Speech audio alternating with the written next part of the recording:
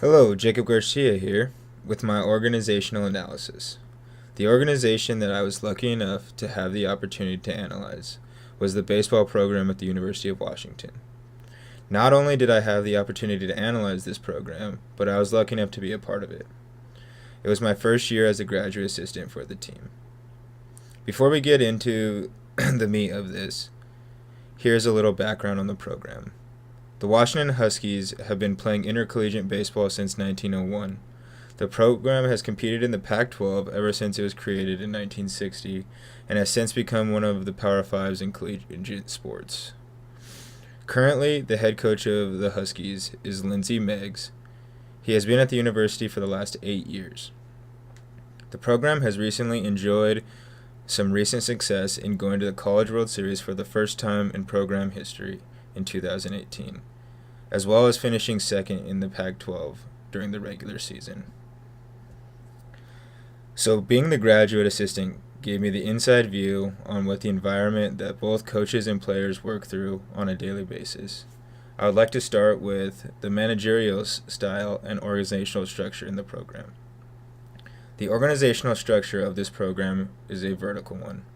At the top of the structure is the head coach, Lindsey Meggs. Right under this is the associate head coach, recruiting coordinator, and pitching coach, Jason Kelly. Under these two follows the rest of the coaching staff, which includes myself, Coach Dave Nakama, and Coach Ronnie Prettyman. And at the base of this structure, we see the players. In terms of managerial style, the University of Washington baseball program exhibits a very autocratic style. This meaning that most of the decisions that are made in all aspects come from the top. I would say that this is the case for most intercollegiate athletic programs throughout the nation. Operating under and observing this style seemed to be very effective because it took most of the decision making out of the hands of the lower levels, allowing for coaches to focus more on player development and the relationship that they had with those players.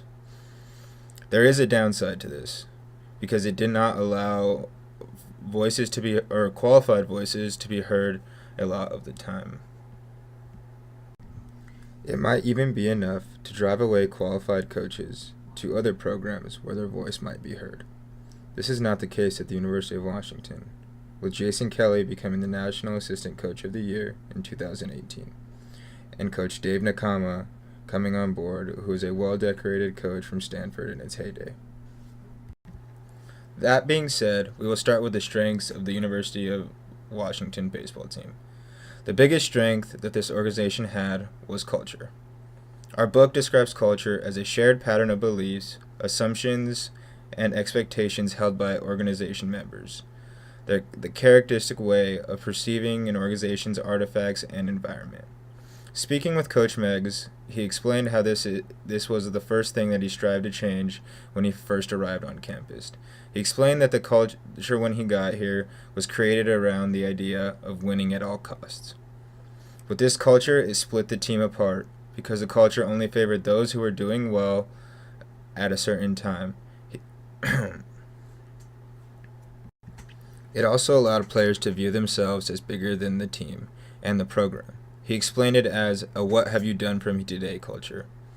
The culture now revolves around selflessness and putting the team before yourself. This is embedded in everything they do. They do everything as a team, from lifting weights to conditioning to even hanging out off the field. In my time as a college baseball player, I have never seen a team be as happy to see each other at 5:30 in the morning as these guys. The culture has been created has allowed these guys to become family, which is important. In essence, this is the first time for many of them being away from home at a young age. Most of them are only 18 to 22 years old. For the next 4 years, these guys have to become family, and a functional family at that. The coolest thing that I saw was the first semester was the first week of everyone being back on campus before actual practice had begun. I watched the 5 seniors on their own run a full functional team practice, taking the new guys under their wing and taught them the way that we do things here at the University of Washington.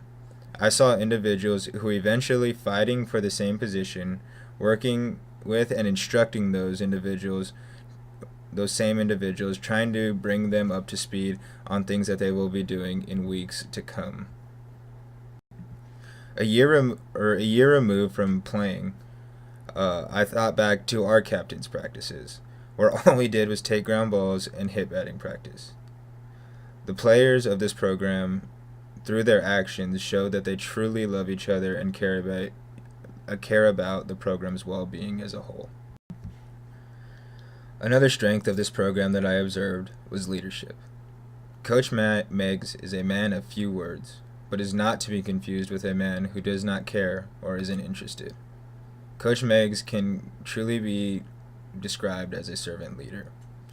As the head coach, he is at everything that the players are required to be at, including strength and conditioning workouts that are 5:30 in the morning. Not only does he show up, but he takes the time to personally ask each guy how he is doing that day and how everything outside of baseball is going. He makes time out of every day to make sure that he can check in on almost all of his players, which is truly unique from other head coaches that I have encountered in my life. To go along with this, he creates every drill and designs every practice plan that is done every day.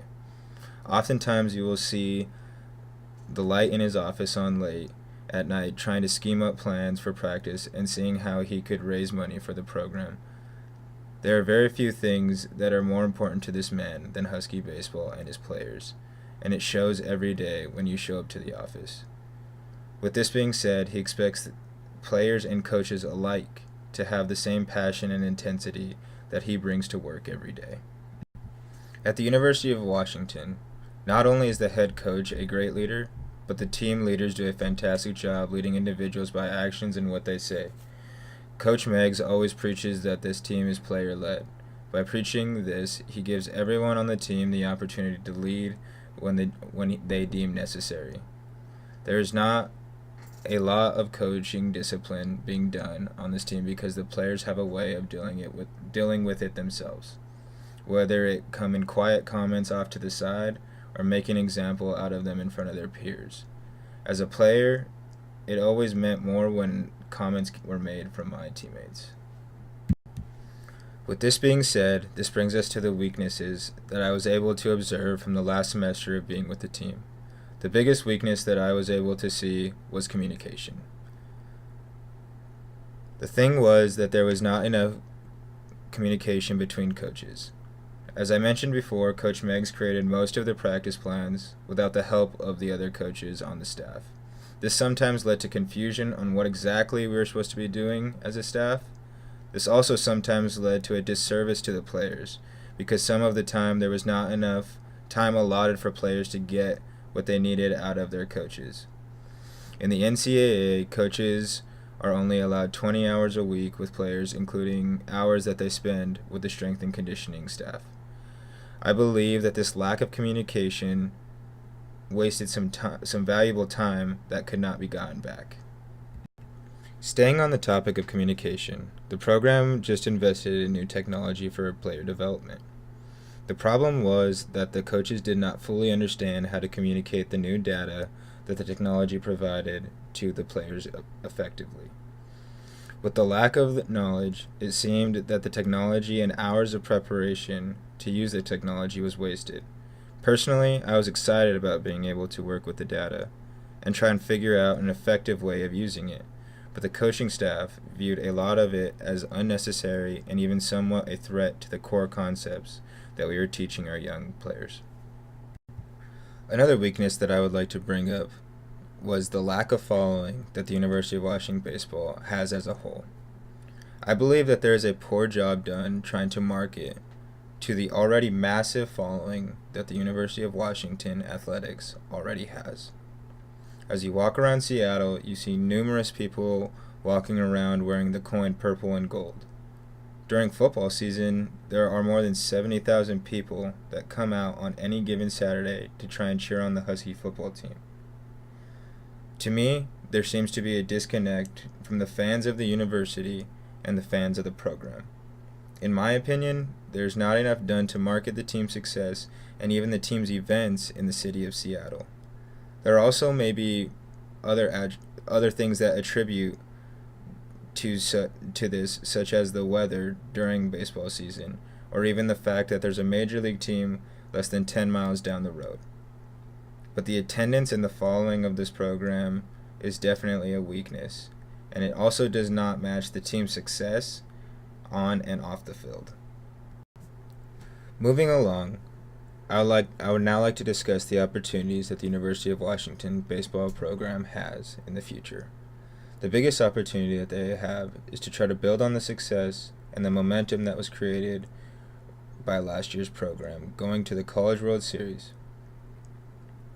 With this success brings hopes and expectations to the program that weren't there before. The opportunity lies in being able to attract the best players throughout the country. That hope and dream of getting to the College World Series again. With players being attracted, this hopes to bring a larger fan base, which will eventually bring more revenue for both the program and the university as a whole. With opportunity, welcomes in the thought of threats as well. One notable threat to Washington baseball happens to be another team in the same conference, and even in the Pacific Northwest. Oregon State was the national champion last year. Not only do they pose brutal threats to our team on the field, but on the recruiting trail as well. Oregon State has been taking some of the best players out of the greater Seattle area and even the Pacific Northwest, leaving the University of Washington to gather what is left and to move recruiting into an already heavily recruited area in Northern and Southern California. As coaches speak about recruiting, you always hear that you must be able to recruit the best guys from your home state for your program to have success. This is because it gains momentum within your state when kids sign from your area. To the outside world, it says that you are good enough to keep your kids at home and keeps them out of the hands of opponents, and especially those within the same conference. Another threat that is posed to the program is the lack of knowledge of new technology that was previously stated. Baseball as a whole is transforming into a data and technology-driven game. The new technology has a great impact on the way that players are trained and developed, as well as the way that players are managed and communicated to.